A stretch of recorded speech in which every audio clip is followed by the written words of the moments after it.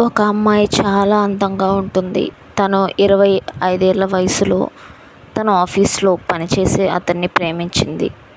చిత్రం ఏమిటంటే అతనికి 45 సంవత్సరాలు, వివాహితుడు కూడా.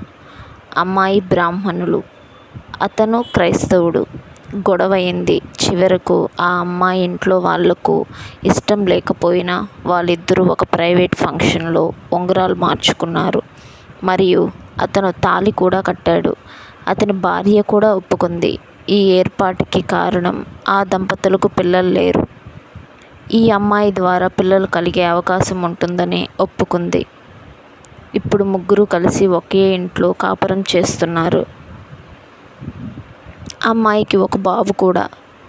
నాకిప్పుడు కూడా ఆశ్చర్యంగా ఉంటుంది ఇది తలుచుకుంటే. బహుశా అందుకే అన్నారు లవ్ ఈజ్ బ్లైండ్ అని.